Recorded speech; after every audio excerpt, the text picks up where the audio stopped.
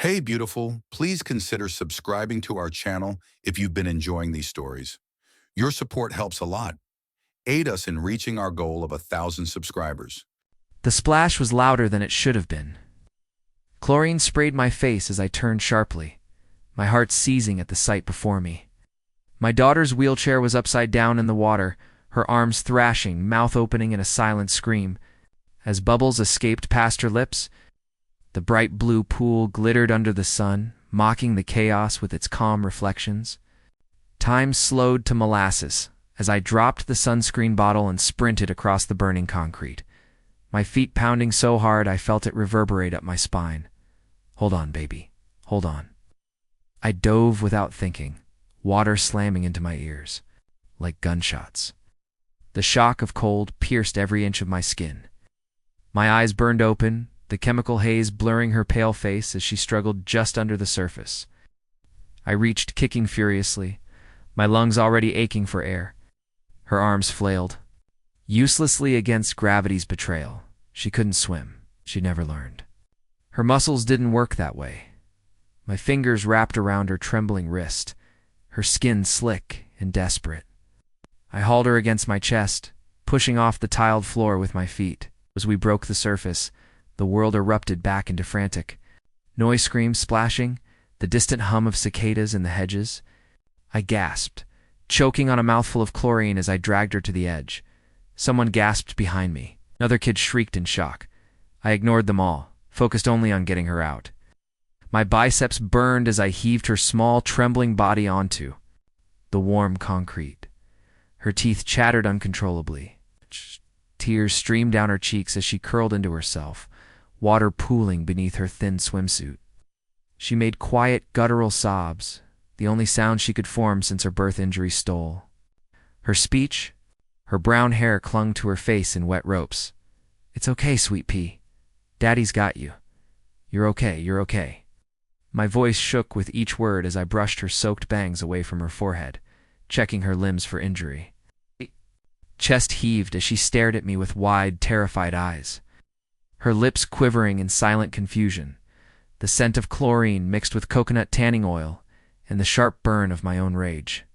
I turned to see her standing there, towering above us in her pastel floral cover-up and oversized sunglasses, her lips curled into a sneer, one manicured hand clutching her margarita glass. Karen. She tilted her head to the side as if studying an ant she'd just stepped on. Platinum hair framed her deeply tanned face, and diamond earrings sparkled under the sun. She'd been the vice president of the HOA for nearly 8 years, a self-declared queen ruling over this gated suburban oasis with an iron fist. The same woman who once complained that my daughter's wheelchair scratched the sidewalk tiles. It's the same woman who scolded me last week for letting my daughter's therapy assistant park 2 minutes in the guest spot without registering with the HOA board first. She took a delicate sip of her drink and raised an eyebrow. "Really, Mark? You need to control her better?" She rolled too close to the edge. "She's lucky you were watching." I blinked, water dripping from my eyelashes. My pulse roared like a train in my ears. For a moment, words deserted me. My daughter whimpered beside me, her hands flapping in distress as tears continued streaming down her face. Karen's gaze flickered to her with clear disgust. You shoved her," I croaked finally, voice breaking under the weight of disbelief and fury. Karen rolled her eyes and waved a dismissive hand. "Don't be dramatic. I was trying to get past." Her chair was in the way, blood thundered in my temples.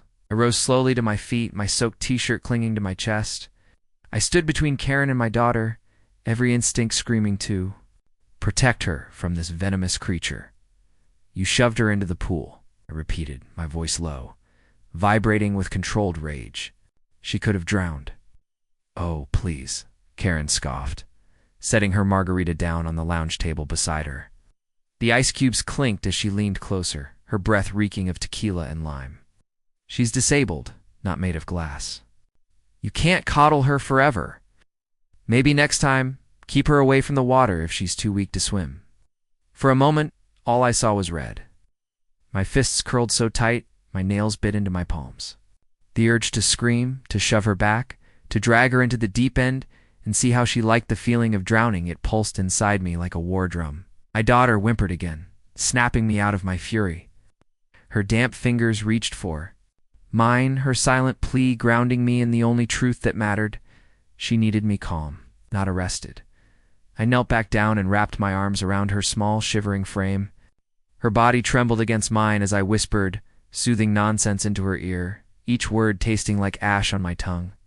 Karen scoffed again, picking up her drink and walking away, her flip-flops slapping against the concrete with every smug step. Maybe you should just keep her at home if she can't handle public spaces. She called over her shoulder around us.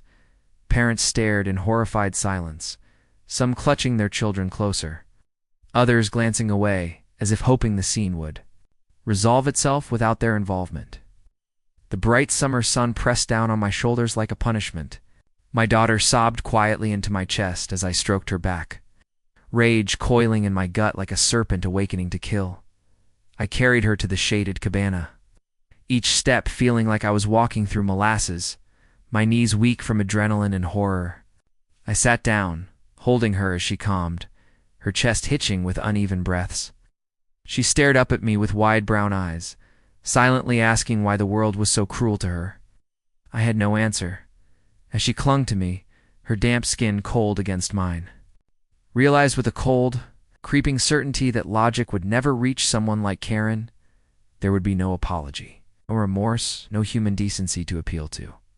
For people like her, empathy was weakness, compassion was an inconvenience. I watched her recline back onto her sunbed, sipping her drink with a satisfied sigh, as if she'd just swatted a fly rather than nearly killed a child around her. The HOA elites gathered with their polite laughter and hushed gossip, casting me furtive glances but saying nothing. Their silence felt like betrayal. I held my daughter tighter, feeling her tears soak into my shirt as my own dripped into her hair. My mind was no longer roaring with rage. It was silent, focused. I realized in that moment, as the cicadas droned and the sprinklers clicked to life in the nearby flower beds, that if I wanted justice for her, if I wanted to protect her from ever feeling this helpless identity need to think smarter than a bully who ruled by fear. I glanced back at Karen one last time, lay sprawled under her umbrella, phone in hand, laughing at some private message. My blood ran cold and calm. As steel, she thought she had one, but it was only the beginning. I carried my daughter to the car with her towel wrapped tight around her shoulders, the fabric already soaked from her trembling body. Her wheelchair sat by the pool, still dripping chlorinated water onto the concrete. I retrieved it in silence, refusing to look at the loungers where Karen lay basking in the sun, sipping the last of her margarita with smug indifference. As I buckled my daughter into her booster seat, she reached out, her damp fingers brushing my jaw, searching for reassurance. In the only language she could use, I pressed my forehead to hers and closed my eyes, breathing in her familiar lavender shampoo, grounding myself in the rhythm of her shallow breaths. When we got home, I carried her inside, ignoring the curious glances of neighbors trimming their hedges or walking golden retrievers down the sidewalk.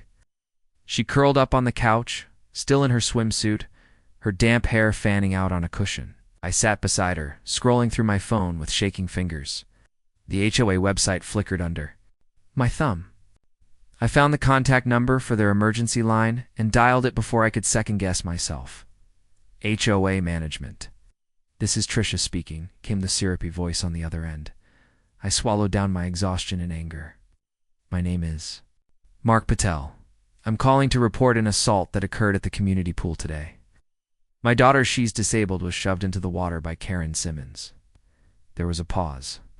Papers shuffled in the background. Tricia cleared her throat softly. "Sir, could you clarify what you mean by assault?" I closed my eyes, pinching the bridge of my nose. "She pushed my daughter's wheelchair into the pool. She can't swim. She could have drowned." Another pause, longer this time. "I understand, Mr. Patel. I'll note your concern and forward it to the HOA board. Was your daughter injured?" "No, because I jumped in and pulled her out. But that's not the point." "I understand," Tricia repeated in that same lifeless tone. "We'll review and respond within 3 business days." 3 business days? I nearly shouted. "She could have died." Karen needs to be held accountable now. I'm sorry, sir, Tricia said, her voice as unbothered as Karen's had been earlier. Policy is policy. We'll be in touch. The line clicked dead before I could reply. I stared at my phone, knuckles white with rage. My daughter whimpered softly beside me, sensing my tension. I turned to her and forced a smile I didn't feel, brushing a tear from her cheek with my thumb. It's okay, sweetheart. At ease. Going to fix this? But the universe wasn't done testing me. That evening, as the sun melted into a smear of gold and lavender over the rooftops, I stepped outside to retrieve a package. There, taped to my door, fluttering lightly in the breeze, was a bright orange violation notice. I ripped it down and scanned the blocky text, each word making my chest tighten. Pool contamination fine, $500, disability equipment used without pre-approval. I read it again, my vision swimming. They find us. They find my daughter for nearly dying, for existing. I crumpled the paper in my fist, feeling the edges bite into my palm. Inside, my daughter laughed softly at her cartoons, her ordeal forgotten in the innocence only children possess. But for me, the betrayal twisted into something deeper, something darker. This wasn't just cruelty. This was a system enabling cruelty. I paced the kitchen, my bare feet sticking slightly to the linoleum as I let the rage boil and bubble and finally settle into cold, deliberate focus. Logic wouldn't work. Appealing to decency was a waste of breath. People like Karen thrived on fear and silence. They built their thrones on other people's dignity. The only way to bring them down was to dismantle the very throne they sat on. My phone buzzed with a notification. I glanced at the screen. It was a message from Mira, one of the moms I'd spoken to a few times during school pickups.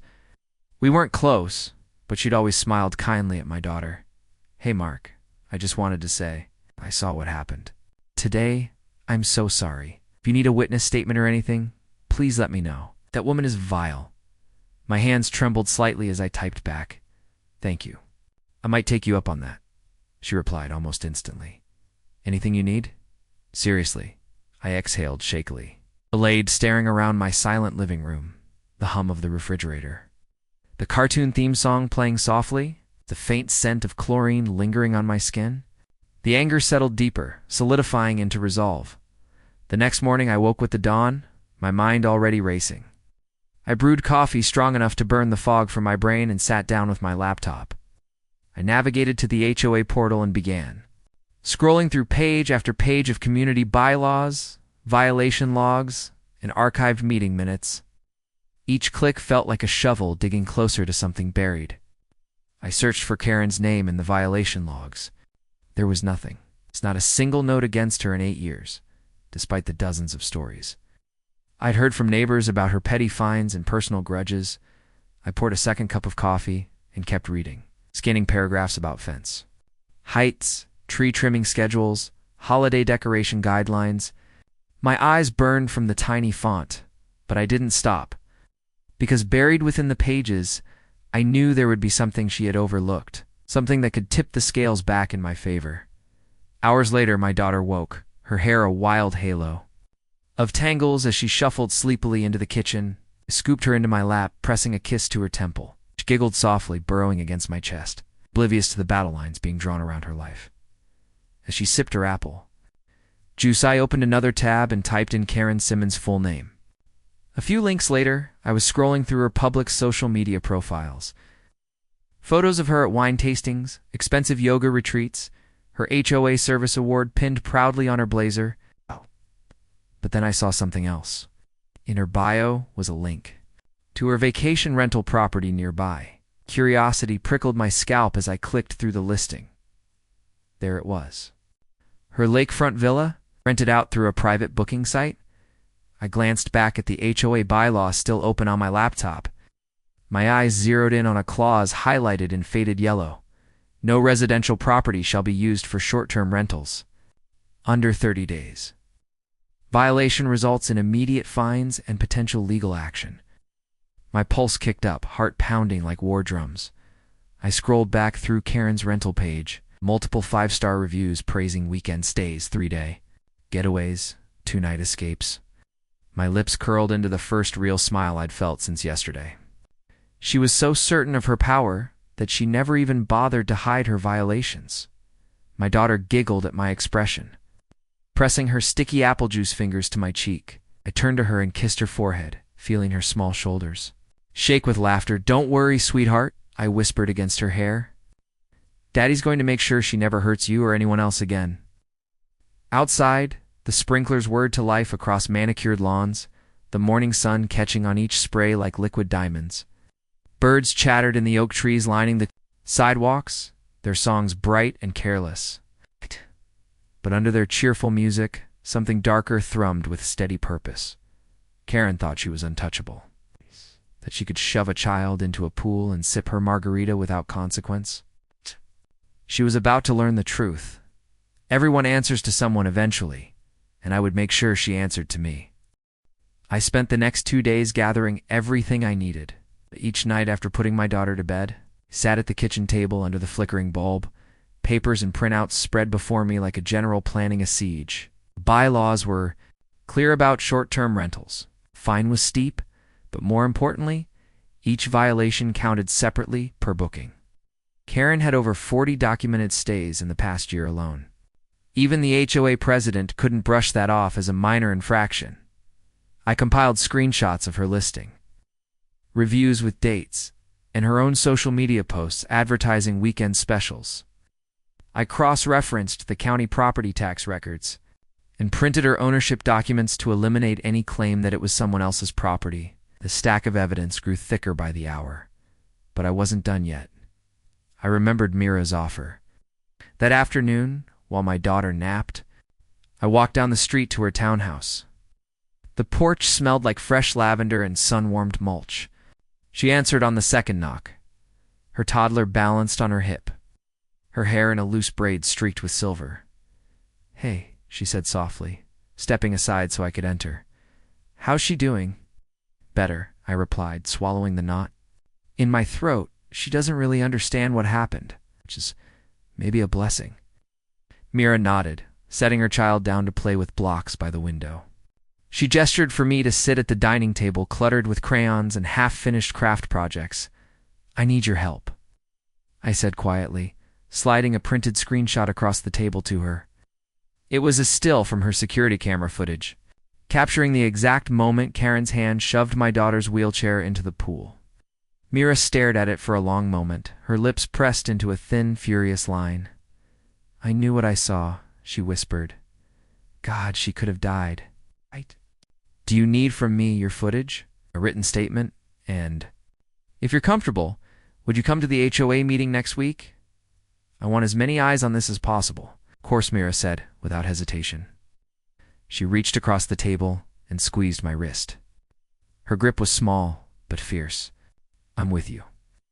I left her house feeling the first threads of hope stitching my chest back together.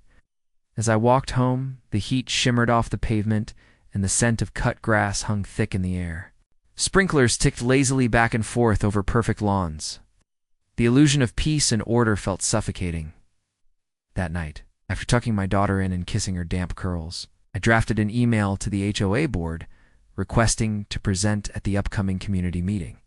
I attached a polite summary of my concerns about potentially illegal short-term rentals within the community without naming Karen directly. Let them stew in uncertainty.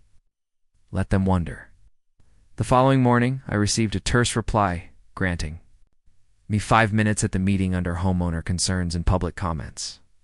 I smiled as I read it, sipping coffee while my daughter played with her plushies on the carpet. 5 minutes was all I needed to detonate a bomb. When Tuesday arrived, I dressed in my best navy polo and khakis. It's the only formal clothes that still fit after years of single parenting. My daughter's therapy assistant arrived early to sit with her at home. As I left, she pressed her small hand to the window and watched me go, her eyes bright with trust. The HOA meeting was held in the clubhouse ballroom. Rows of folding chairs faced a raised dais where the board members sat, flanked by fake ferns and cheap plastic pots. The fluorescent lights buzzed overhead, reflecting off Karen's platinum hair as she sat at the far end of the table, reading something on her phone with bored indifference. I took a seat near the front, my folder of evidence heavy on my lap. Neighbors filtered in around me, some nodding politely, others pointedly ignoring my presence. Mira arrived and sat beside me, her phone in hand. She looked at me with quiet resolve. Finally, the meeting began. The president droned through parking. Concerns, upcoming social events, and a proposed increase in landscaping fees. My pulse thudded in my temples, each second stretching like melted taffy. And now, the president said, glancing down at his agenda sheet, "We have Mark Patel.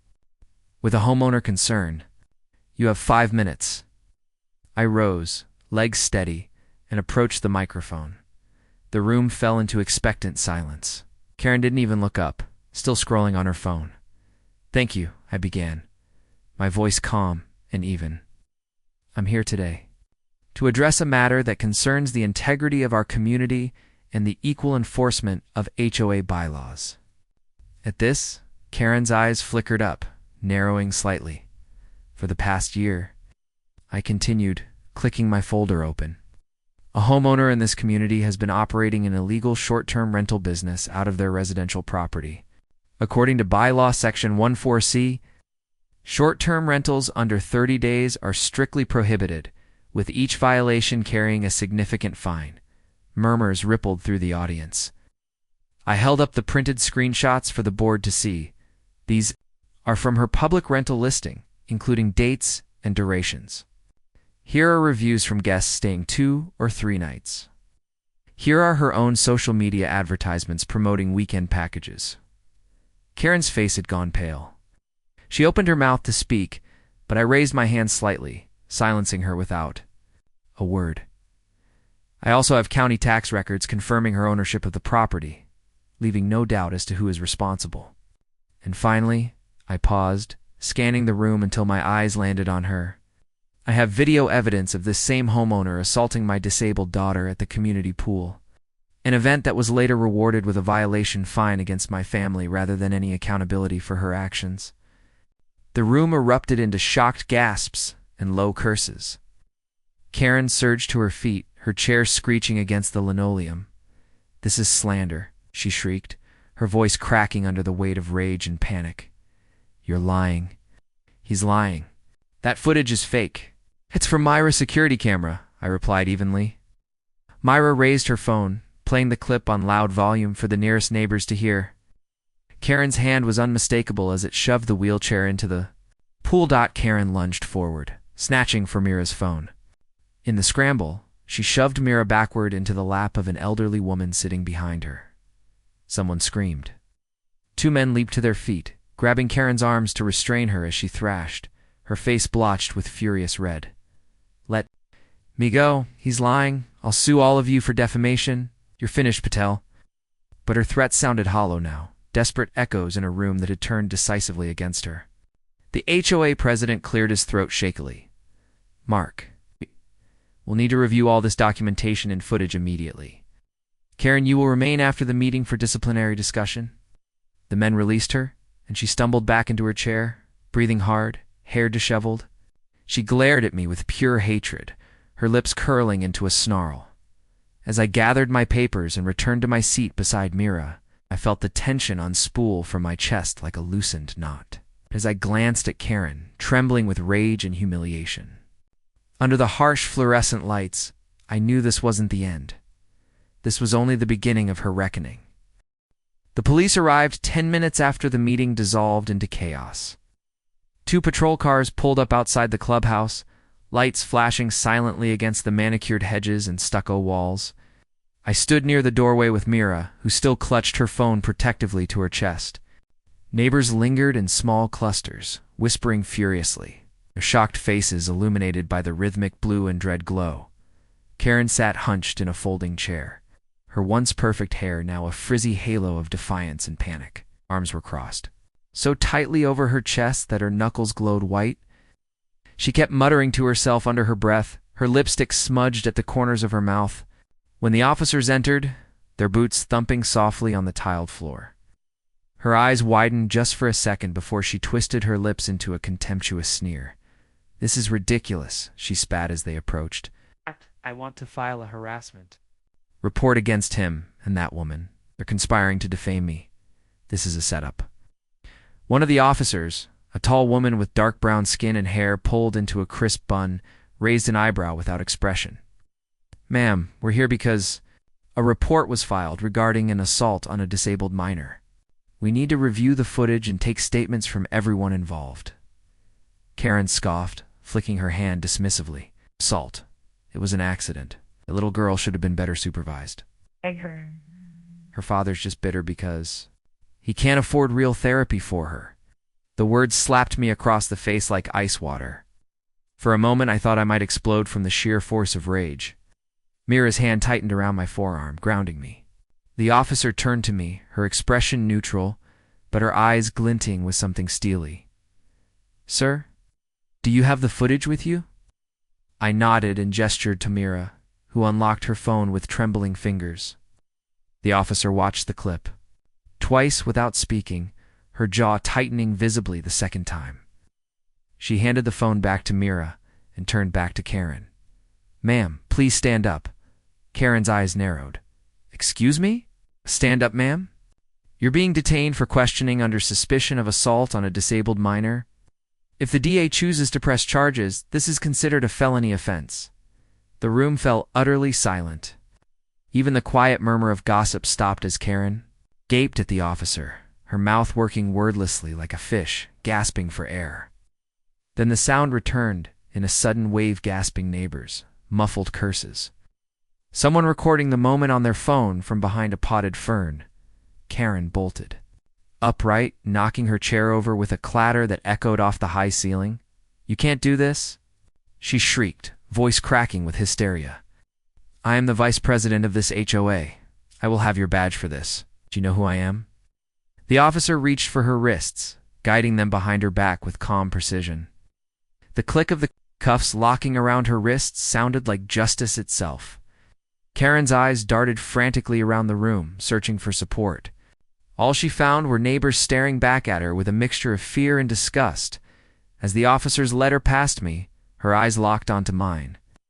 The hatred in her gaze burned so fiercely it almost made me flinch. Almost, this isn't over, she hissed, her voice shaking. You think you've won, but you haven't. I said nothing. I didn't need to. The truth was written all over her blotchy, tear-streaked face. For the first time since I moved into this neighborhood, she looked small, powerless. Just another angry woman being led away in handcuffs, her empire of fear crumbling beneath her trembling feet. I watched as they guided her out into the warm summer night. The cicadas buzzed relentlessly in the darkness, their droning song echoing through the stillness as the patrol car doors slammed shut. The blue and red lights lit up Karen's pale, shocked face one last time before they pulled away down the winding road. Disappearing around the corner, neighbors began to disperse in hushed clusters. Their conversations, a swirl of disbelief and vindication. Mira turned to me, her eyes bright with relief and something fiercer. You did it, she whispered. You actually did it. I shook my head slowly, exhaling a breath I felt like I'd been holding for days. No, I said softly, watching. The empty road where the patrol cars vanished. She did it to herself. The HOA president approached cautiously, his face pale under the fluorescent lights. Mr. Patel, we'll be rescinding the fine issued to your family, effective immediately. And we'll be reviewing the board structure at our emergency meeting this week. I met his eyes steadily, watching the sweat bead at his temples. Good, I replied, my voice calm and final. 'Cause if you don't, I'll make sure every disability rights group and county fraud investigator knows exactly what's happening. Here, he nodded so quickly I thought his neck might snap. Then he turned and hurried back to his remaining board members, whispering frantically. I watched him go, feeling nothing but an emptiness that was almost peaceful. Later that night, after Mira drove me home, I stood at my daughter's bedroom door and watched her sleep. Her lashes cast soft shadows across her cheeks, her breathing slow and even. Her favorite stuffed rabbit lay nestled under her chin, worn ears curled around her jaw like protective wings. The moonlight spilled through her curtains, painting everything, silver and quiet. I walked over and knelt beside her bed, brushing a stray curl from her forehead. She stirred slightly, her lips parting in a sleepy sigh, before settling again into her dreams. My chest ached with love so fierce it almost hurt. "You're safe now," I whispered, pressing a kiss to her temple. "Daddy's got you, always." Outside, the sprinklers kicked on, hissing softly across the lawns. The rhythmic click and rush of water felt like the exhale of a world that had been holding its breath. I sat beside her for a long time, listening to her steady breathing, letting the last embers of my rage burn themselves out in the darkness. The next morning dawned bright and warm, cicadas singing in the oak trees as neighbors trimmed their hedges and watered flower beds. Word had already spread.